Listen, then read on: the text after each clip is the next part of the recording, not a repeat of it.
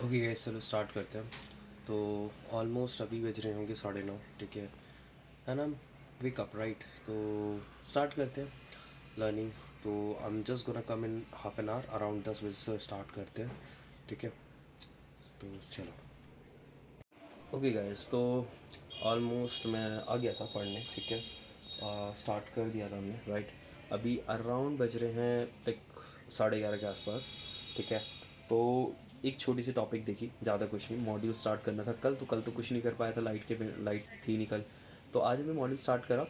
And I know कि like modules में तुम लोगों को आइडिया होगा ही, लाइक बेसिकली आप जावास्क्रिप्ट के कोड को डिफरेंट डिफरेंट पार्ट में तोड़ लेते हो ताकि तुम्हारे लिए ईजी पड़े, लाइक टीम में काम करना हो तो उस चीज़ में ईजी पड़े राइट। तो बस टुकड़ों में तोड़ लेते हो आपको, ठीक है। तो हमारे पास एक तरीका था लाइक जावास्क्रिप्ट में, मतलब आप बेसिकली HTML फाइल के अंदर, लाइक HTML फाइल के अंदर मल्टीपल जावास्क्रिप्ट फाइल्स को डाल सकते हो राइट। तो वो चीज़ एक्सप्लोर कर रहा था, तो वो चीज़ तो पॉसिबल थी। फिर उसमें क्या प्रॉब्लम्स थी वो चीज़ फिगर आउट करने की कोशिश कर रहा था। चलो मैं तुम लोगों को एक बार दिखाता हूँ, ठीक है। अभी कोड, तो गैस मैं तुम्हें कोड दिखाता हूँ। तो मैंने बेसिक लाइन ऑफ कोड्स लिखे हैं, ठीक है।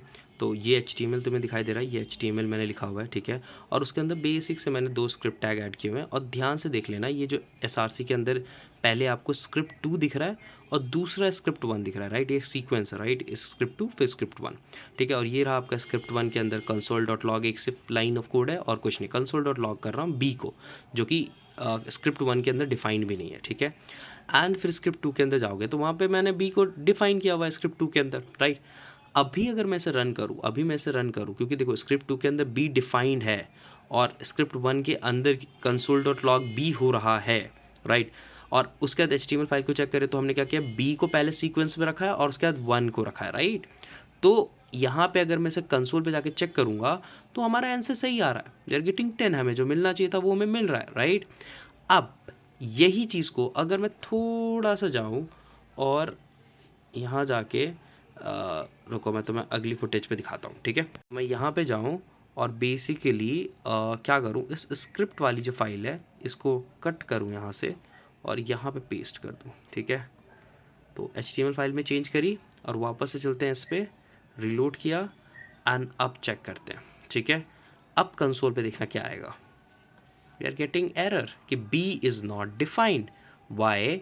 बिकॉज अगर अब तुम यहाँ पर सोर्स के अंदर जाओ और HTML फाइल पे चेक करो तो HTML फाइल पे क्या देखने को मिल रहा है कि पहले स्क्रिप्ट 1 है, स्क्रिप्ट 2 है, ठीक है। लाइन वाइज दिख रही है स्क्रिप्ट 1 स्क्रिप्ट 2, दैट मीन्स कि पहले स्क्रिप्ट 1 लोड होगा फिर स्क्रिप्ट 2 लोड होगा। और जब 1 लोड होगा तो उसके पास कंसोल के लिए कुछ है ही नहीं, मतलब वैल्यू तो डिफाइंड ही नहीं है B की, तो वो उसे रेफरेंस एरर दे देगा राइट। और उसके बाद हम इसके वो कर रहे हैं कि B की वैल्यू इतनी है।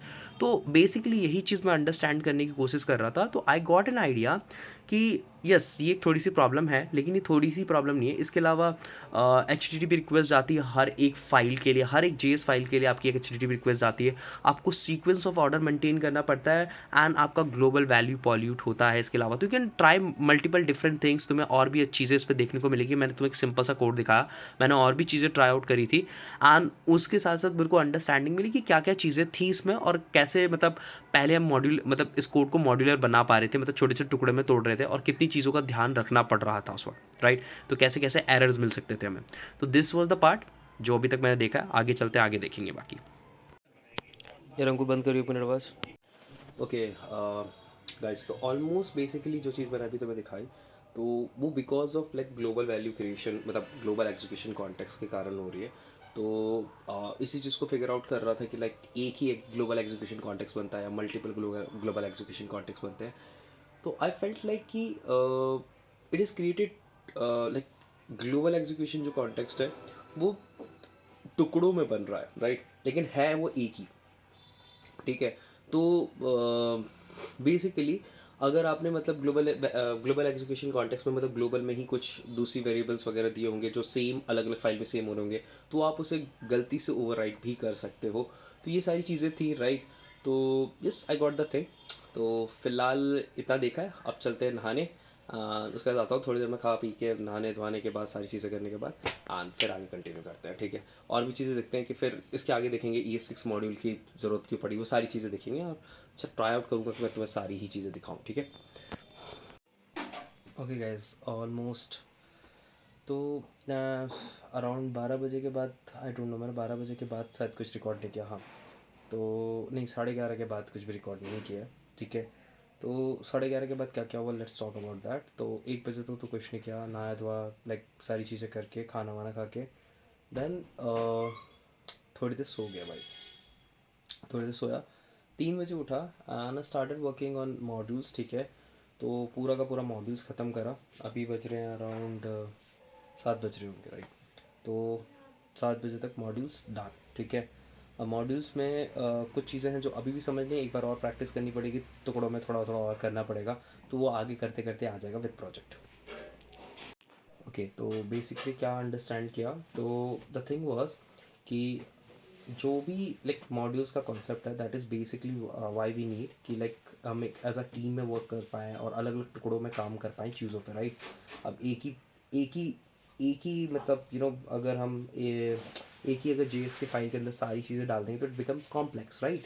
तो उसे डिफरेंट डिफरेंट टुकड़े में डालने के लिए, ताकि it become maintainable and readable, right, and all of the things and reusability वगैरह मिल जाए, that is why we need modules, right.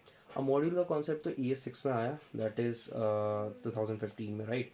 तो उससे पहले चीज़ें जो थी वो पहले अंडरस्टैंड करी कि पहले हम जो करते थे वो मल्टीपल फाइल्स डाल लेते थे, राइट। एंड उस मल्टीपल जो मैं तुम लोगों को दिखाया, राइट, उसमें क्या होता था, मल्टीपल फाइल्स आपने डाल दिए जेएस के।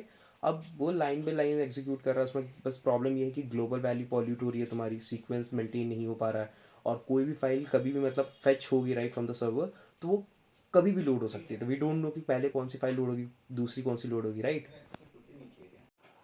तो दैट इज़ अ प्रॉब्लम, ठीक है।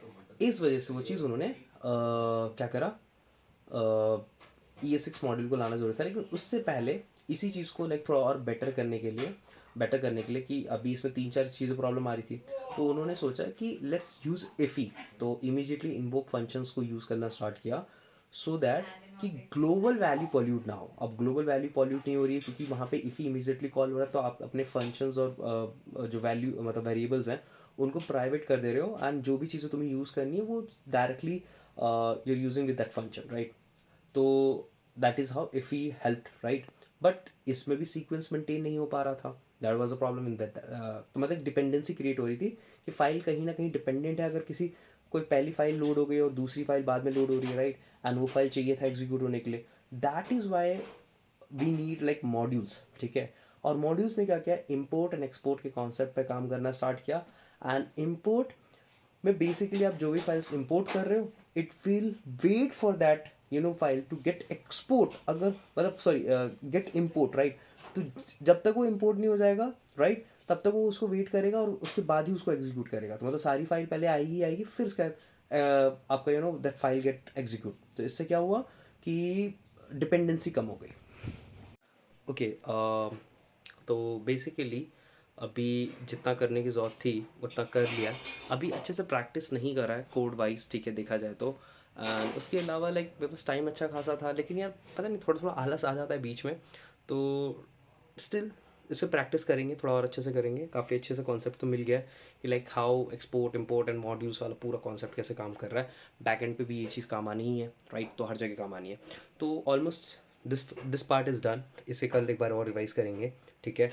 तो यस, उसके अलावा दिस इज़ सम नोट्स जो तुम लोग देख सकते हो, ठीक है। ये कुछ नोट्स हैं, ठीक है, जो मैं लिख रहा था। एंड बस ये कुछ कोड्स वगैरह, और